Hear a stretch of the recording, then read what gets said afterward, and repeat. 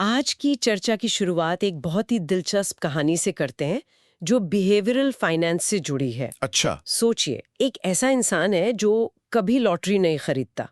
उसे पता है मतलब जीतने के चांस लगभग जीरो हैं। हाँ, बिल्कुल। लेकिन एक दिन मजाक मजाक में वो एक टिकट खरीद लेता है हम्म। और मान लीजिए वो जीत जाता है। हम्म। अब क्या होगा? बहुत मुमकिन है कि वो अब हर हफ्ते टिकट खरीदने लगेगा। और ये सिर्फ लॉटरी की बात नहीं है। इसके पीछे एक विज्ञान काम करता है।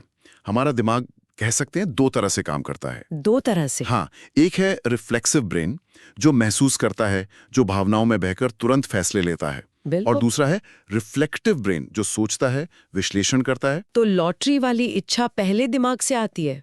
बिल्कुल। जबकि दूसरा दिमाग, आपका रिफ्लेक्टिव ब्रेन, चीख चीख कर कह रहा होता है कि अगली बार जीतने के चांस भी उतने ही कम हैं। और यही फंदा सीधे सीधे ऑप्शंस ट्रेडिंग में आकर गिरता है।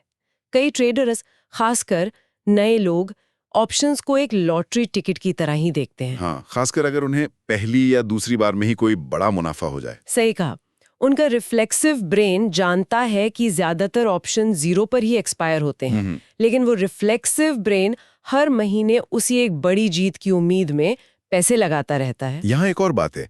जब हम कोई ऐसा दांव लगाते हैं जहां नुकसान साफ दिखता है और फिर भी हम जीत जाते हैं, तो वो जीत और भी ज्यादा नशीली लगती है। अच्छा। इसी वजह से ऑप्शंस की वो मशहूर line, limited risk unlimited profit, सुनने में कमाल लगती है, लेकिन असल में ये एक बहुत बड़ा जाल है। तो आज हमारा मकसद इसी जुए वाली मानसिकता से बाहर निकलना है और ऑप्शंस को एक टूल की तरह देखना है, लॉटरी की तरह नहीं। बिल्कुल। हम कुछ बहुत मजबूत ऑप्शंस स्ट्रैटेजी को समझेंगे।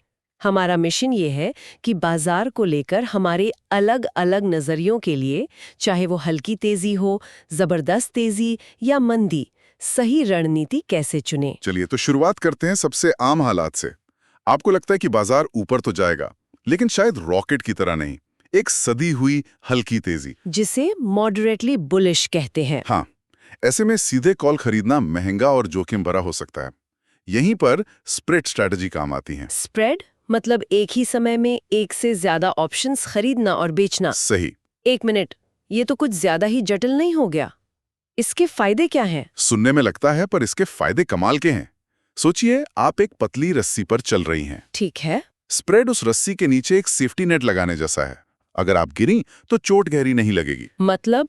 नुकसान सीमित रहता है। बिल्कुल, आपका नुकसान पहले से तय होता है। लेकिन हाँ, नेट लगाने की एक कीमत है, आपका मुनाफा भी सीमित हो जाता है। और तीसरा फायदा यह कि खेल में शामिल होने की आपकी शुरुआती लागत काफी कम हो जाती है। ठीक है, सेफ्टी नेट वाली बात समझ आई।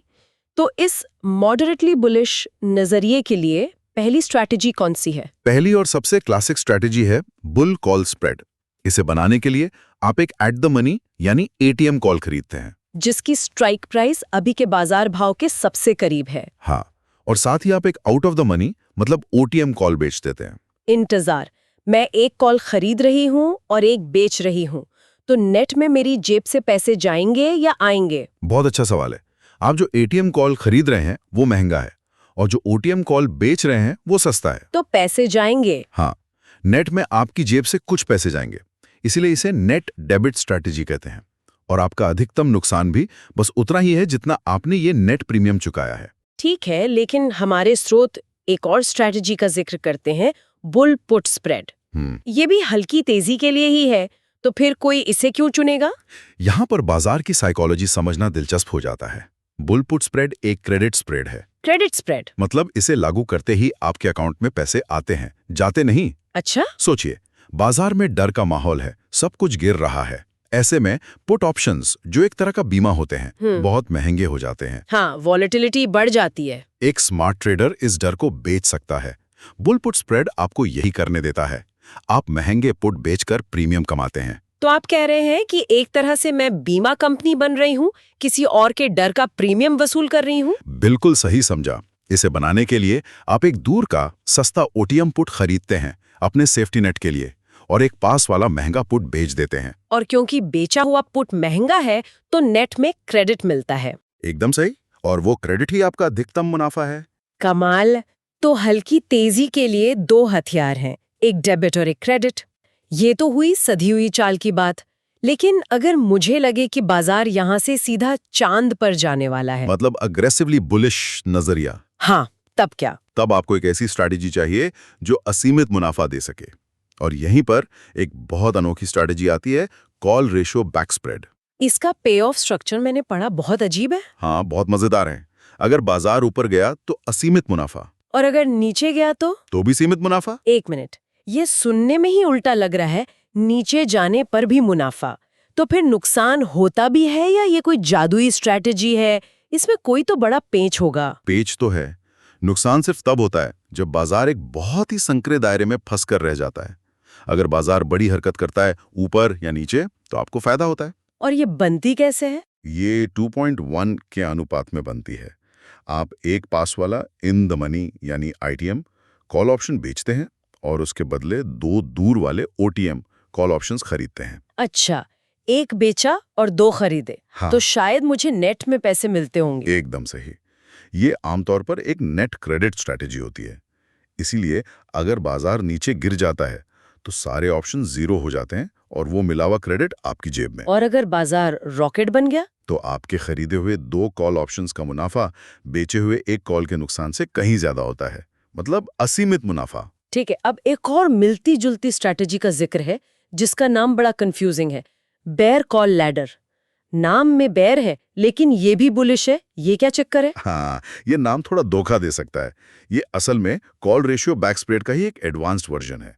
इसमें अनुपात 1.1.1 का होता है। 1.1.1। आप एक आईटीएम कॉल बेचते हैं, एक एटीएम कॉल खरीदते हैं और एक ओटीएम कॉल खरीदते हैं।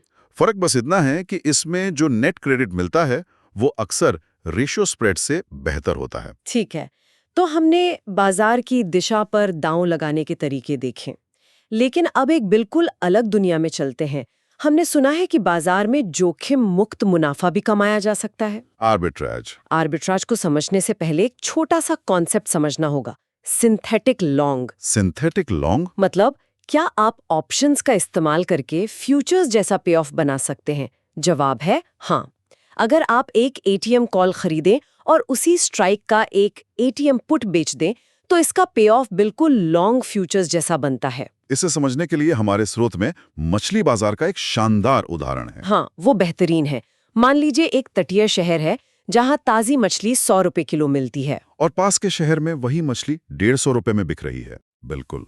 तो एक तेज दिमाग वाला व्यापारी क्या करेगा? वो पहले शहर से 100 रुपए में मछली खरीदेगा, 20 रुपए ट्रांसपोर्ट पर खर्च करेगा और दूसरे शहर में उसे 150 में बेच देगा। तो हर किलो पर 30 रुपए का लगभग जोखिम मुक्त मुनाफा। यही आर्बिट्राज है। यही आर्बिट्राज है, एक ही चीज की अलग अलग जगहों पर अलग कीमतों का फायदा उठाना। लेकिन अगर ये इतना आसान है तो हर कोई ये क्यों नहीं करता? ये मौका हमेशा क्यों नहीं बना रहता? क्योंकि 3 चीजें इस मौके को खत्म कर देती हैं। 1, लेन देन की लागत जैसे ट्रांसपोर्ट का खर्चा। ठीक है। 2, खरीदारों की कमी। और 3, सबसे जरूरी, कंपटीशन। जैसे ही दूसरे लोगों को पता चलता है वो भी यही काम करने लगते हैं, जिससे दाम लगभग बराबर हो जाते हैं और मुनाफा खत्म। बिल्कुल। अब इसे ऑप्शन से जोड़ते हैं।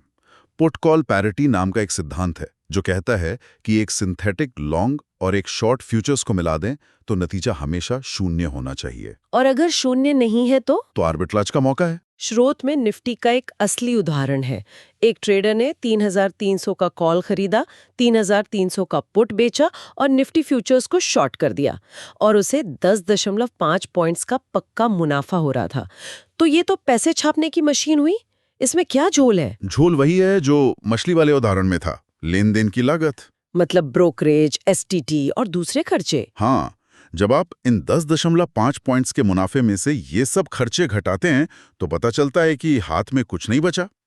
इसलिए आर्बिट्राज के मौके दिखते तो हैं, पर आम ट्रेडर के लिए ये एक मृगतृष्णा जैसा है। मतलब बाजार में कोई फ्री का खाना नहीं है।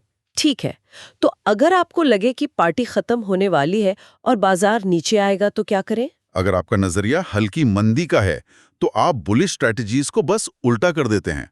सबसे क्लासिक है बेयर पुट स्प्रेड। इसमें एक पास वाला महंगा पुट खरीदते हैं और एक दूर वाला सस्ता पुट बेच देते हैं। एकदम सही। आप एक इन द मनी पुट खरीदते हैं और एक out of the money put बेचते हैं। और इसका नेट डेल्टा नेगेटिव होगा। मतलब ये एक मंदी की स्ट्रेटजी है। ये एक डेबिट स्प्रेड भी हुआ। तो क्या इसका कोई क्रेडिट स्प्रेड वाला वर्जन भी है? बिल्कुल है, और यही ऑप्शंस की खूबसूरती है। हल्की मंदी के लिए क्रेडिट स्प्रेड का नाम है बेयर कॉल स्प्रेड। इसमें आप तेजी के खिलाफ दाव लगाकर प्रीमियम कमाते हैं। अच्छा। आप एक पास वाला कॉल बेचते हैं और एक दूर वाला कॉल खरीदते हैं सेफ्टी के लिए। अगर बाजार आपके बेचे हुए कॉल के नीचे रह जाता है तो मिला हुआ पूरा क्रेडिट आपका मुनाफा है। तो आज की इस पूरी चर्चा को अगर समेटना हो तो सबसे बड़ा सबक यही है कि ऑप्शंस ट्रेडिंग जुआ नहीं है, बशर्ते आप इसे वैसे न खेलें। बिल्कुल, इस शतरंज की बिसात बिछाने जैसा है। आप बाजार को लेकर अपने नजरिए को एक सही रणनीति के साथ जोड़ते हैं।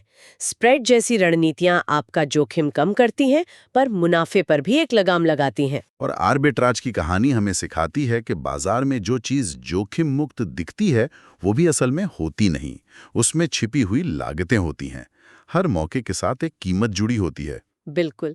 चलिए इस चर्चा को एक ऐसे सवाल के साथ खत्म करते हैं जो सोचने पर मजबूर कर देगा। हमने डेल्टा की बात की और ये समझा कि ये दिशा के जोखिम को मापता है। स्रोत में डेल्टा न्यूट्रल स्ट्रैटेजी का भी जिक्र है, ऐसी रणनीतियां जिनका नेट डेल्टा शून्य के करीब होता है।